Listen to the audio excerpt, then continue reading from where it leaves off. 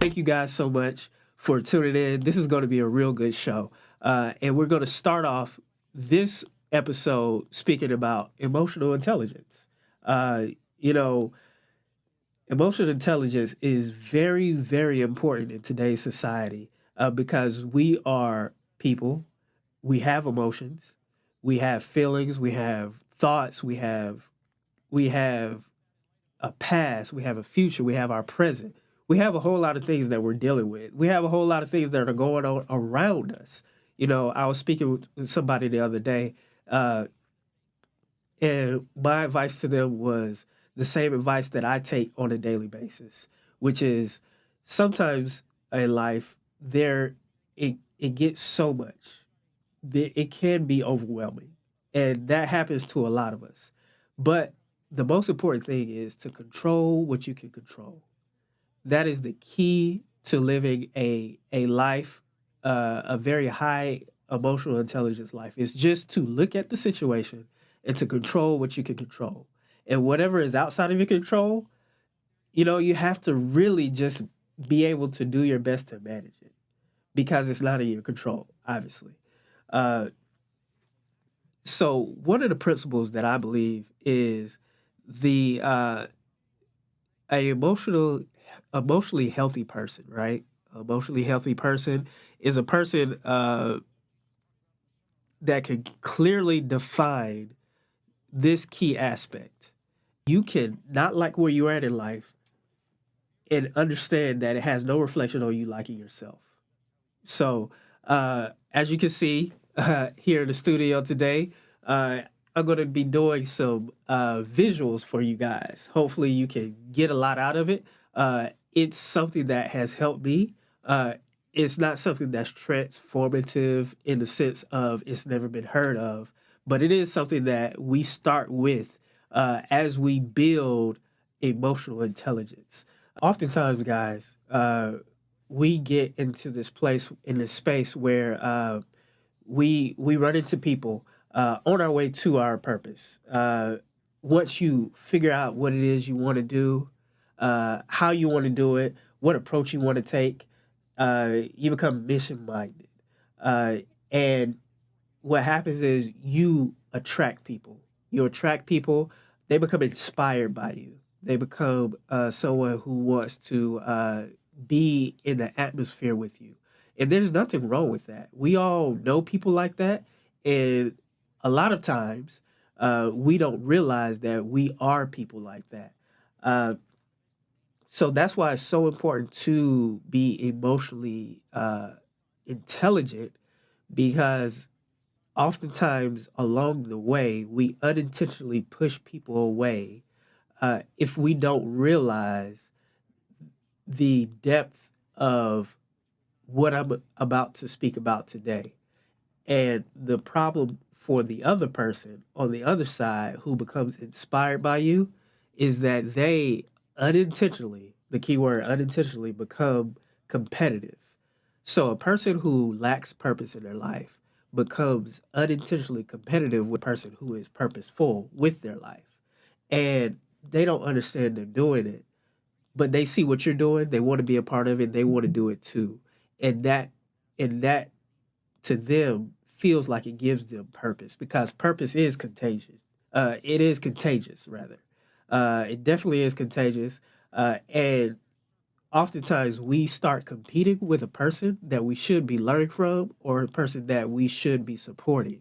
All right, guys, we're gonna jump into this teaching today, and what I really wanted to talk about is emotional intelligence, and it is how you think, how you think. So, what I want to go through is something that you've heard before, plenty of times before, uh, but you may not have heard it in this context. Maybe you haven't heard it really in a sense of the way I'm going to describe it, but just rock with me. I promise you it's gonna be good. It really has transformed my life in the way I think about myself, because before you become emotionally intelligent with other people, you have to become emotionally intelligent with yourself.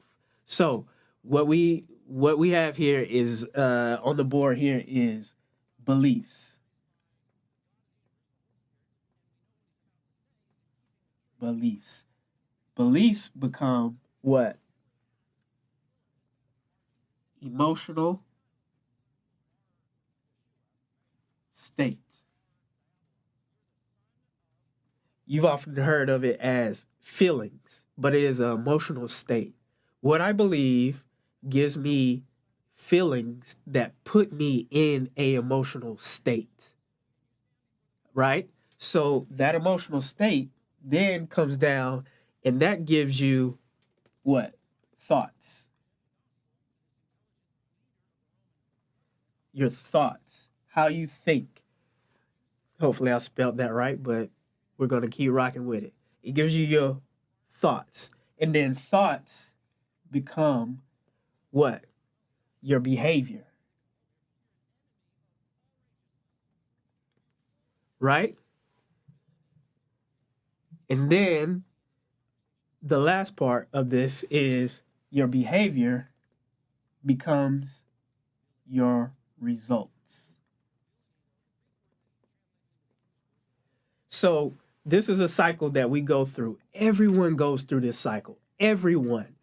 Everyone goes through this cycle where your beliefs become your emotional state. Your emotional state becomes your thoughts, and your thoughts become your behavior, and your behavior becomes results. And you go all throughout this cycle, all your life. All your life, you go throughout this cycle. And every age, every range you go through is dependent on what you believe, your emotional state, your thoughts, your behavior, and results. What really solidifies this is your in environment, environment, and your experience.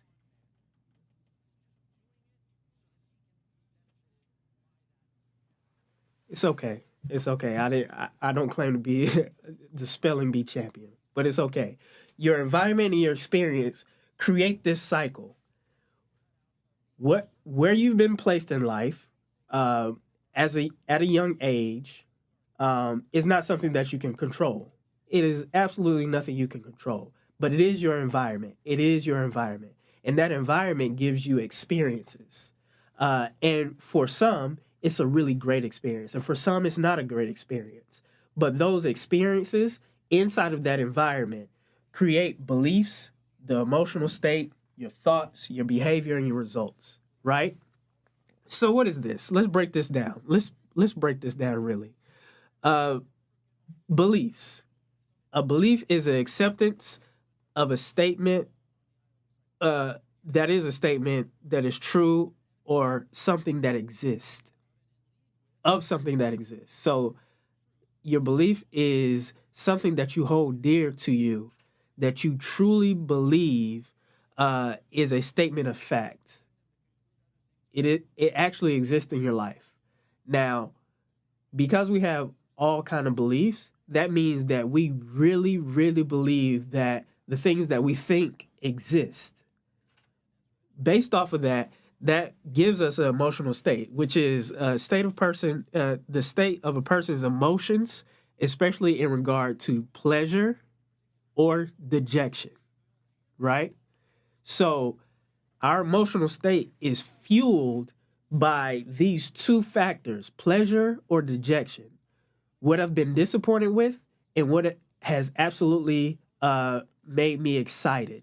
Once you get past the emotional state, which is a state or a actual sitting in what you believe based off of pleasure and dejection, you get to thoughts, which is an idea or an opinion produced by thinking or occurring suddenly in the mind. Where do we go back to? We go back to the beginning of the show where we said, I cannot like where I am in life, and clearly define that from not liking me. So That is what a highly emotionally intelligent person says. I can clearly not like where I am in life and clearly find the difference in terms of not liking me.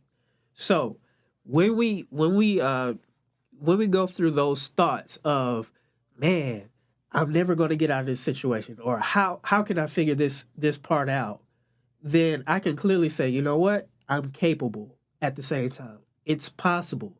It's something that I've been built for. Even though this is a tough space in my life, I know I would get through it.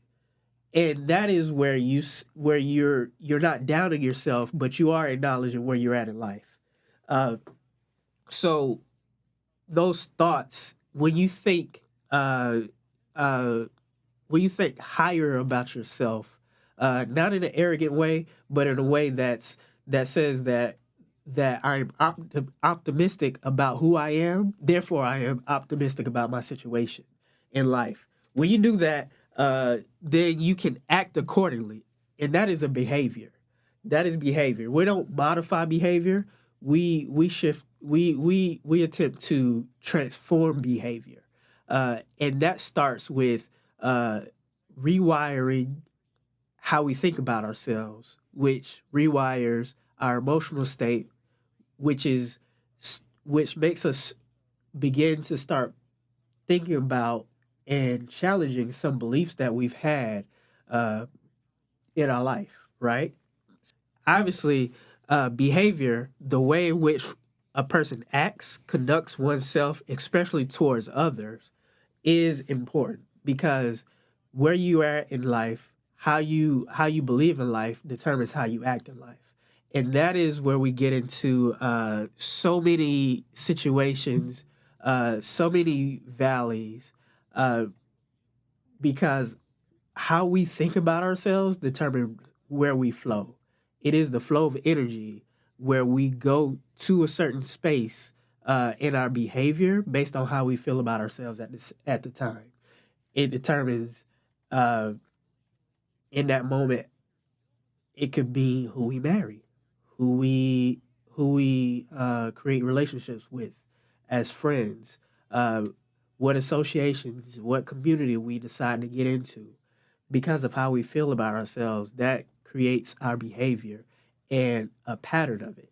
So, change behavior, transform behavior, it goes through this life cycle, right? And ultimately, how you behave gets you certain results. That's the difference between a person that takes action on something and a person that sits back on something. Uh, Results. Someone who's results driven. Uh, Maybe they might not always have healthy behaviors, but they do know that something needs to be done. I need to do something, and I have the confidence that I can do it, right? Versus somebody who sits back and just say, uh, eventually something good will happen to me. Yes, that's a good thought to have, but at a certain point, you have to get up and you have to go do, right? So, this life cycle, like I said before, is based off your environment and your experiences. Now, how we lump this together, which is through looking at it through the lens of an emotionally intelligent person, is when you get to a point where you decide you want to build a dream, when you want to build a company, when you believe that you can go for a promotion or anything that's outside of yourself. Here's why I want to set this up. I want to set this up because what we face oftentimes in this cycle, when we want to do more, when we want to expand, when we see more in ourselves than what our current state tells us that's there, what we see creep in whenever we want to make that shift is imposter syndrome.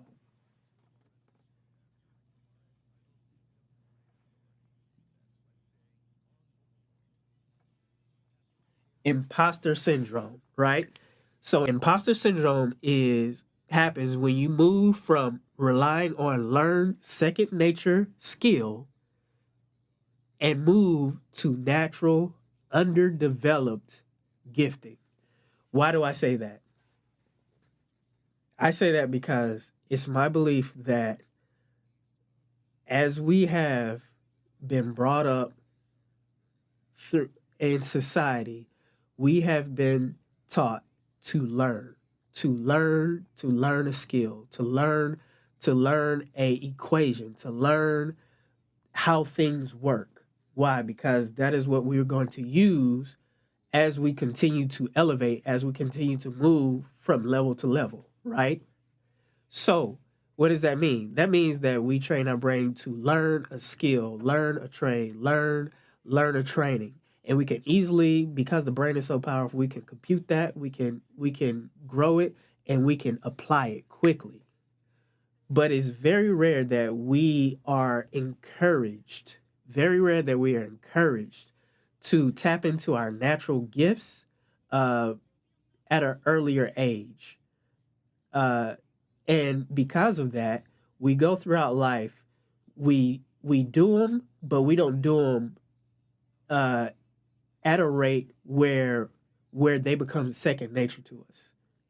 We bring it out uh, around family. We bring it out in the privacy of our home. We bring it out in our spare time. We call those things hobbies. This is my hobby.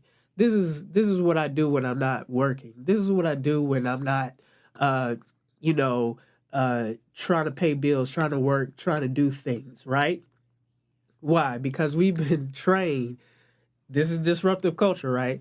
We've been trained that the things that we do as hobbies don't equate to something that can be done and has the potential to grow. Um, so so whenever you get to the point to where you introduce yourself as someone who has this gift, this talent, this ability, you now feel as though you are an imposter, uh, believing that what you are doing is actually not who you are. When I make an argument that it's the reverse, what you have been doing is not really who you are, but that's the imposter. And now that you tap into that natural gifting, that is truly who you are. And now you have to rewire your beliefs that will rewire emotional state, that will rewire your thoughts, that will rewire your behaviors, that will give you different results. So it is my conviction that an imposter syndrome doesn't happen when you move from skill to skill, but it happens when you move from skill to untapped gift. That's my belief, right? So so we we oftentimes in society we move towards something, we build ourselves up to say I can do it, I can grow, I can make it happen. And then we step out and we do it. We present what we have to the world as a gift. And then we shrink back once we get to the point to where we feel as though we're an imposter on that gifting too soon, based off of our belief in our emotional state that we're not good enough, that we can't do it, that it may be too hard. No, it's just underdeveloped. I'm telling you, it's just underdeveloped. Everything that you have inside of you is everything that you will ever need to continue to pursue. Now, you need to brush up on it. You may need to learn a skill to add to the gift, right? So my gift is being able to explain, to teach. I love to connect with people. I love to know people's passion and their purpose. But guess what I did? I put that all into a podcast to explain it. But now I need to learn how to edit. I need to learn how to talk. I need to learn how to format teachings that will give people a clear understanding of what I'm relaying to them, uh, based off of the passion that I have inside of me to see you grow, right? So that's a skill that I needed to learn, right? So you're going to still need to have a skill, but the gift is always there. The gift, the gift will come up, it will be activated when you need it. because it's not something that you're looking for outside of yourself. It's something that's inside of yourself already. So so this it is my conviction that whenever you get to the point where you feel as though there's imposter syndrome, I believe, it is my belief that you're exactly right where you need to be.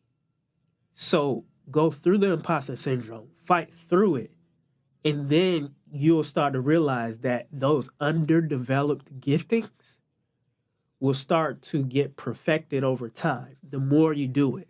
We give up too soon. I've given up too soon on some things that I should have pressed through to get to, right? But that's because I had to rewire my beliefs, my emotional state, my thoughts, my behaviors that gave me different results. I had to reach out, I had to learn more things, right? So it reminds me of this one phrase, this one topic. It comes from this book by Brianna Wiest. It's called "The Mountain Is You." It is sometimes we settle for what we are handed because we didn't know we could ask for more. Sometimes we're giving something and we accept it and we settle for it when in actuality there's always more. There's always something more that we can do, something more that we can explore, more growth to be taking place. And that is what we believe here. So again, once we get this right, once we get our beliefs right about ourselves, that wherever I am right now has no determination on what I believe about myself. And those two can be independent of each other. And once I believe that, then my emotional state will follow. And once my emotional state follows, then my thoughts will follow. And once my thoughts follow, my behavior will follow. And then I'll ultimately get different results.